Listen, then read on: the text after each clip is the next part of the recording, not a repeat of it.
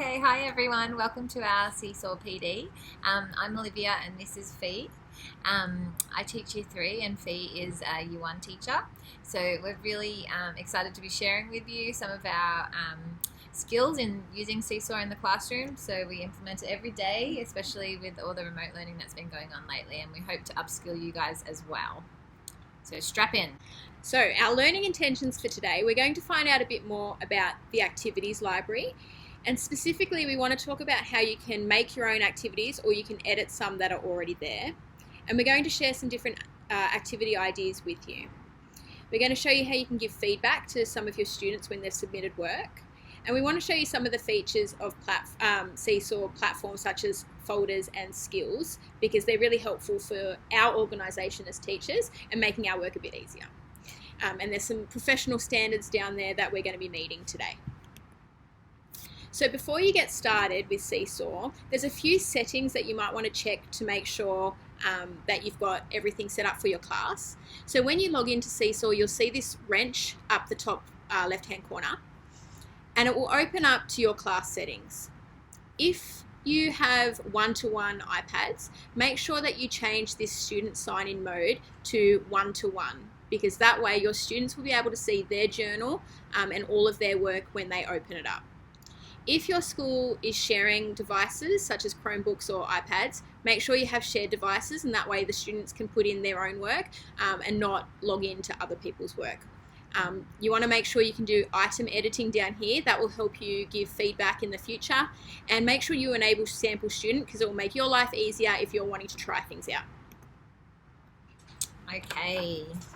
So the activities library, what we want to teach you about the activities library is how you can search for different activities. There are so many activities that are uploaded by teachers all around the world.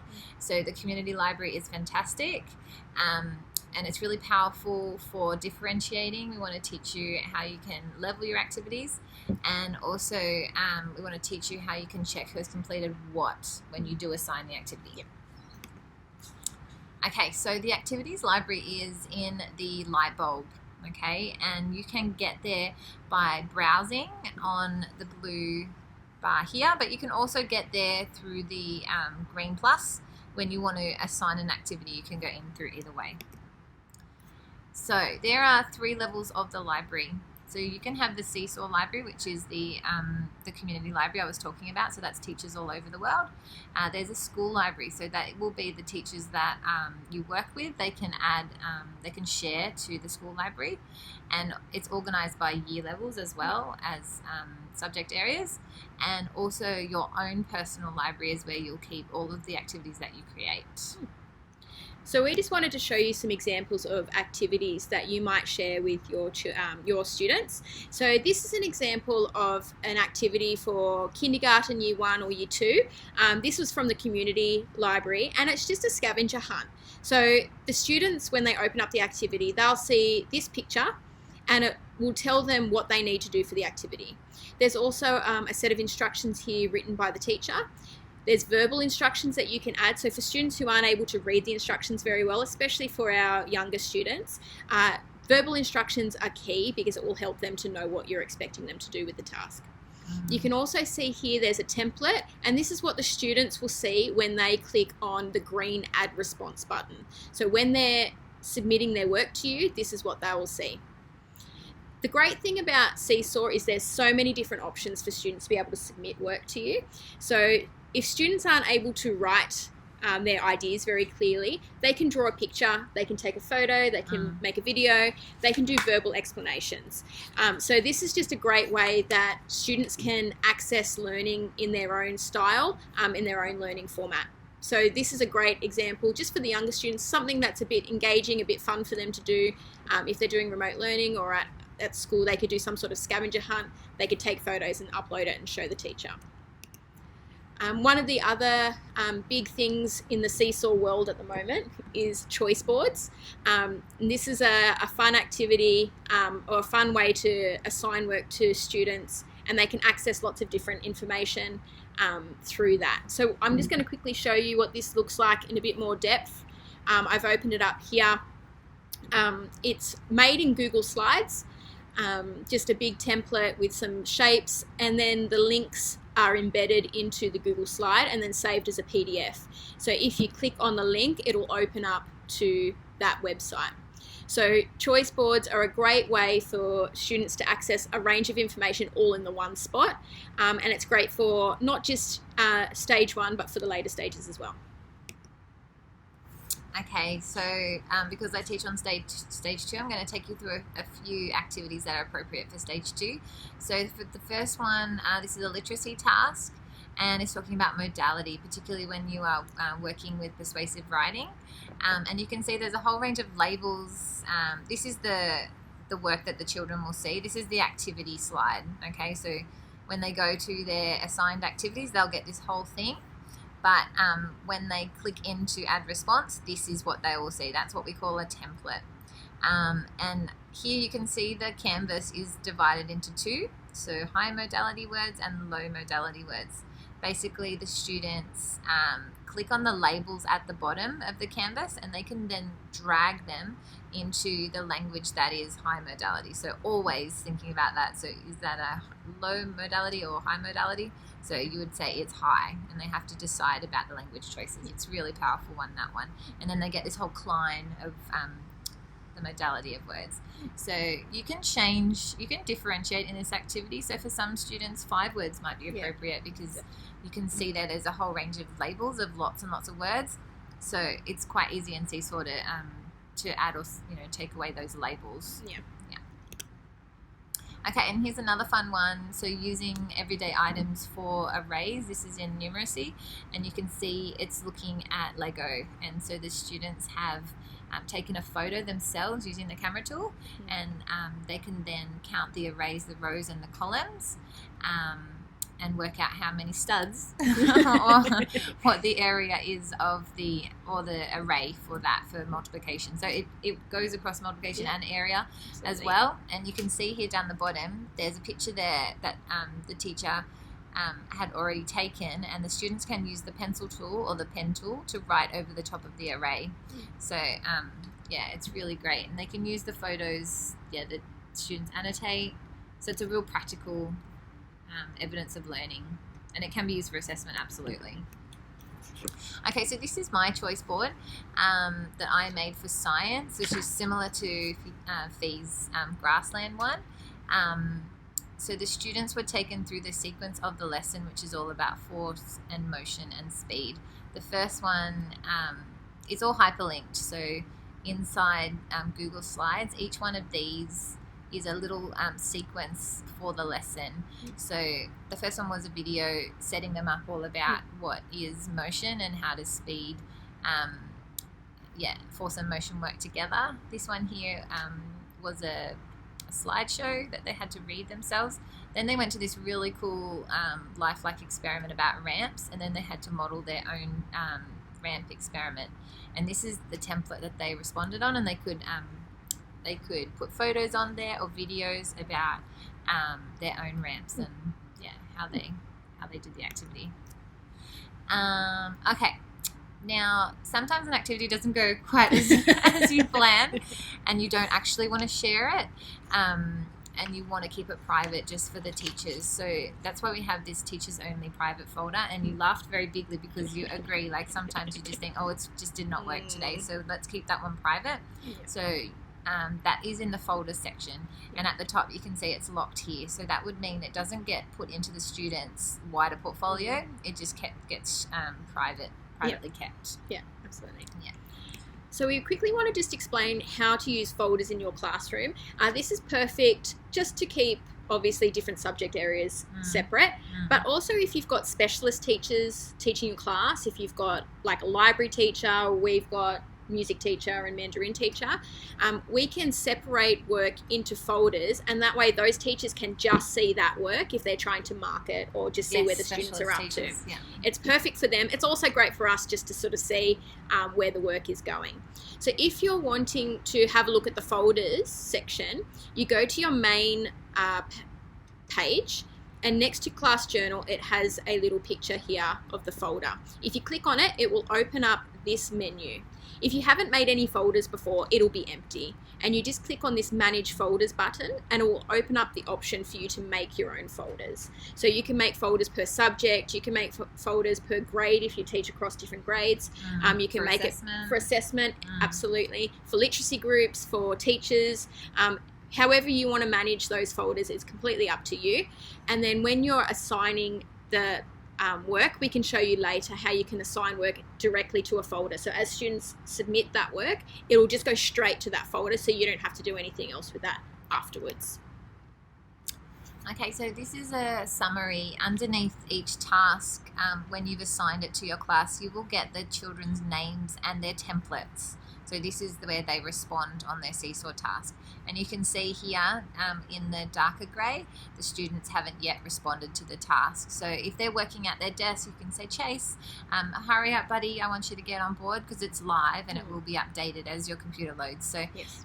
It's very easy to see who has and who hasn't completed the task. And you also get this bar here, which tells you how many have responded and how many haven't yet marked, who's waiting to be approved, and who are the students who are possibly away or who are too slow to, click that add response button. Absolutely. And that's a quick way to mark work. Oh, yes. If you click on that, if you want to completely mark that activity, you can go there and click on it and then choose the students who haven't been marked yet. Yeah. So in Seesaw, you're able to mark responses from students to give them feedback. You can give feedback just by drawing on top of the activity. You can put in special little stamps. These are one of the other big things in the Seesaw world at the moment, digital stamps. You can also draw over the top of students' work using the record microphone button, and you can annotate and speak into the work sample if you're trying to explain a concept to the students, which is great as well.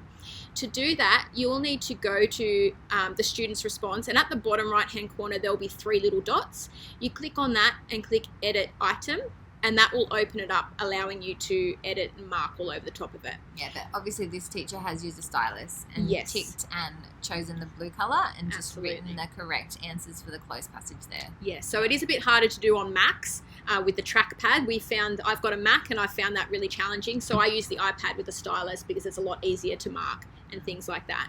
To get the pictures, the stamps on there, you just need to click the little camera icon and click upload, and you can upload anything from your computer or your device. So you can put in photos, you can put in whatever you'd like into there, your Bitmoji, whatever you'd like. Yeah.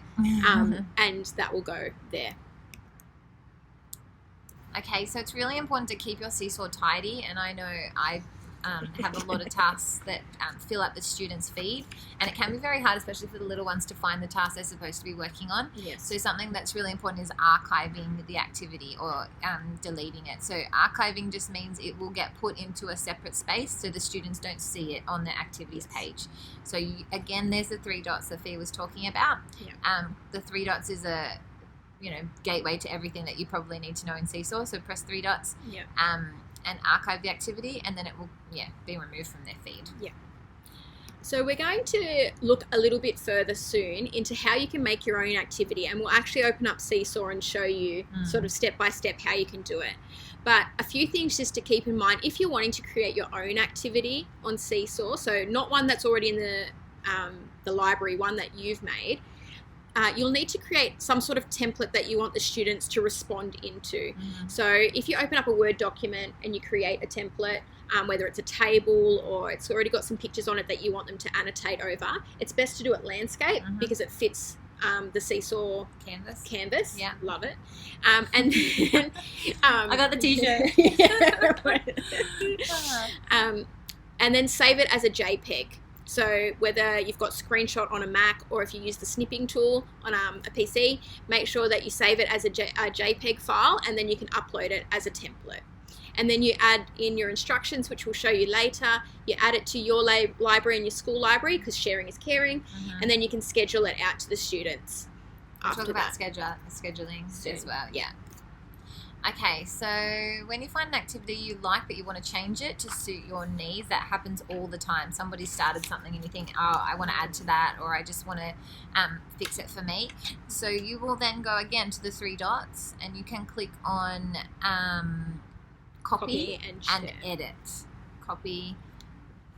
Yes, so it will be copy and edit activity, but you also need to make sure, see this purple heart here, if it is not filled in, that means you haven't liked the activity and it won't be in your library. Yes. So you can only edit activities that you have liked first. Yes, so you like it with the heart, Yep, like it with the heart. goes into your library. It goes into your library, press on the 3 dots and copy and edit, and then it will become your activity. Yes. And then you get your lovely name. See Stephanie here? That will then become your activity, which I always find really slack because I think, oh, I'm stealing from them. But you only put it in your library anyway, so yeah, it's okay. it's only in your library, and plus you are going to edit it, so you're making it your own. Yeah, absolutely. Yeah. So this is what we were talking about before about making your own template. So you can create it in Word. This one's a reflection of the term. So you make it in Word doc and then you save it as a screenshot JPEG and then you upload it as a template into your activity when you're making the activity. Okay, so I think we're going to go in and try and do this now. Yeah, let's have a go. Yeah, let's do that. Okay, so when you go into Seesaw, you'll open it up and it'll look something like this. Obviously, this is just a pretend class with Will Smith and some random activities in there, but it's just so we can show you the basics of making an activity. Yeah. So, Do you want to take it away? If you can go, you're driving, you've got your finger on it. If you click on the green add and click on assign activity, that will open up to your activity library. And you can see here, it automatically opens to my library. So I can see all the activities that I've either made or I've saved to share with the students later on. If I'm wanting to make a brand new activity, you click on the create new activity and it will open up just a few different options that you need to put into it. So you need to put in an activity name, whatever the lesson is called, or the activity, you write it in here. In this box, you put in some instructions for the students so that they know what they need to actually do to complete the task that you've set. You have the option of adding voice instructions. Again, for those little students who can't read very well, you can put voice instructions in there. When it says here, add multimedia instructions or example, this is where you can put in links to videos, either videos you've created or YouTube links. You can put in an example of the work that you want the students to complete. So you might put an example of the completed template that you're wanting them to fill in. This is where we put in our choice board Google slide PDF. So that the students can click and link. Maybe just click on it and show them what it does. So okay, so there's so many options for what you can attach to your instructions. Absolutely. Yeah, it's really powerful. So the videos are great. Even linking, hyperlinking is really easy because the students get a picture then of the link and they can hover over it and click. And it's really super easy way to send it out. Even uploading from your computer down the bottom here and selecting from your drive is so powerful because there's so many different ways that you can then push out tasks. You can only put one PDF in, but if your PDF has 3 pages in it, all 3 pages will come in. That's right. It's only one file, but as many pages as you like. One note about videos is it's only 5 minutes long. So you can't film like a 20-minute lesson into it because it will cut off. The video is only 5 minutes. But it's very easy to have done your video and link it to your Google Drive. Absolutely. So if you've got a longer video that you want to put in, the link is the way to go, definitely. Down the bottom here where it says add template for responses, this is where you would put in that JPEG file that you've screenshot and put in, and again it opens up with exactly the same menu, so you can upload it as a picture here if you're wanting to take a photo, or if you're wanting just to put a blank drawing, something like that. There are those options that you can put. Maybe we should go back into the blank drawing and just look at the tools as well. Oh, great. Yeah, let's do that. Yep. So the label tool is really cool. If you click on the label tool, you can type anything and make a label. Ooh. You can change its color. It would help if I could spell, everyone. Goodness. You can duplicate it. So if you're wanting to have the same thing twice, you can have 2, and then obviously you can delete. Yeah, and it's really powerful for things like you've got a hundreds chart and you want to work out skip counting by 5, and you just do a whole lot of labels, and the students, put the label over the multiples of 5. It's really, really great. Yes. The mic tool's amazing, so you can record your voice whilst also annotating. Using the cursor tool. and hello everybody, I want to show you this is what I'm talking about. So it's just really, really powerful. Yes. The kids can use the webcam. They can also upload from the computer any files that they have, photos like that. And also the shape tool. I love the shape tool. It's great. So there's these little call outs, arrow tools, 2D shapes, fantastic. Even the tens are long. It's great. Map blocks and ones. The ones are great. So there's all, and backgrounds as well. Backgrounds just fun. Yeah. I get lots of rainbow things. I get lots of rainbow too. So yeah, it's really, really incredible. There's so much that you can do. There's lots of different options for what the students can show and what you can put in there for them to edit as well. Yeah. Okay, so we should stop playing, hey? Let's go back to the presentation. Okay, so we've gone through that. We've just shown you where you can add the activity name, the student instructions, and the template.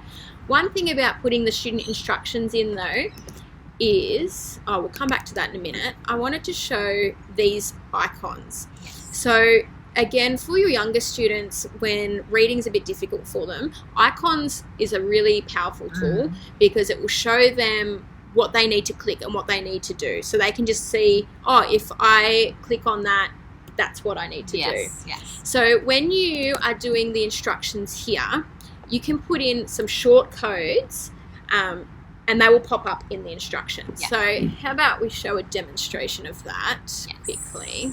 So when we do the type in instructions, if I put click, and I'm going to put the short code : add : and if I save that, I don't think you can without a required activity name. You can see here when I click click and add response, it shows that icon. Perfect. So it's really helpful for that option. You probably don't even need to write the word click. You just put add response. It's up to you. I usually put it. I don't know why. And they become conditioned. Like once you train them, they're very good. They know where to go. And then they stop reading the instructions. They just look for the icons. Absolutely. Yeah. When you're wanting to assign the activity, you've made your activity, it's beautiful, you want to send it off to the students, you click on the green share button that pops up and it will open up this little menu for you. It will show you the classes that you are connected with. So you might be connected with some of your colleagues' classes. If you're doing a lot of team teaching, we do team teaching.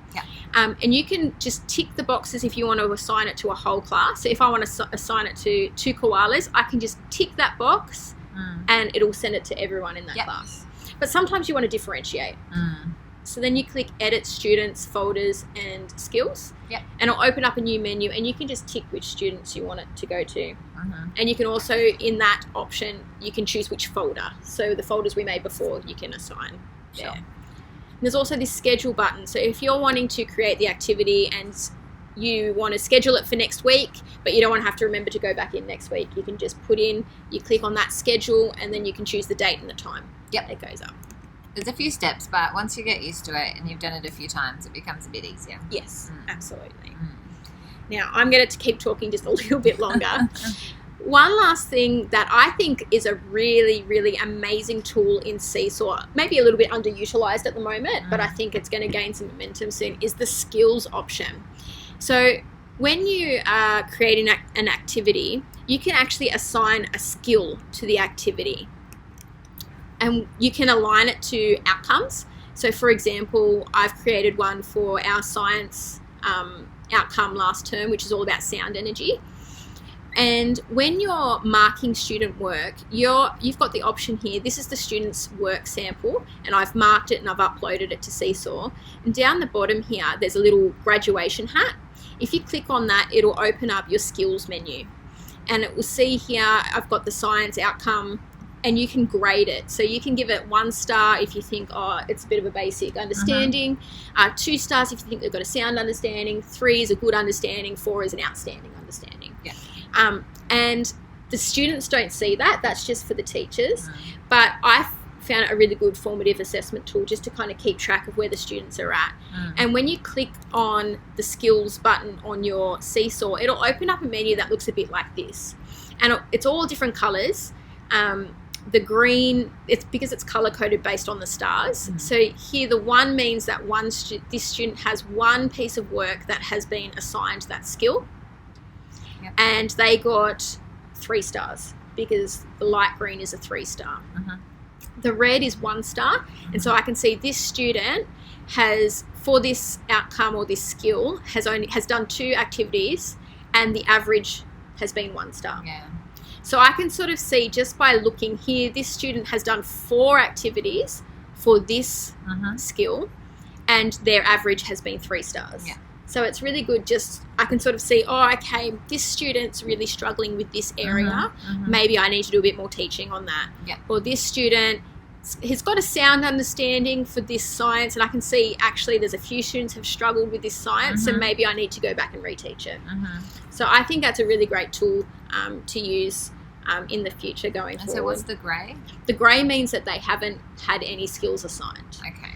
So this sample student hasn't completed any work for 2D shapes or anything like that. Or if it's, for example, here where it's 3, it means that they've completed 3 tasks, maybe that had the science skill attached to the activity, but I haven't gone in and given them a skill grade. Yes. Yeah. Okay. If that makes sense. Yeah.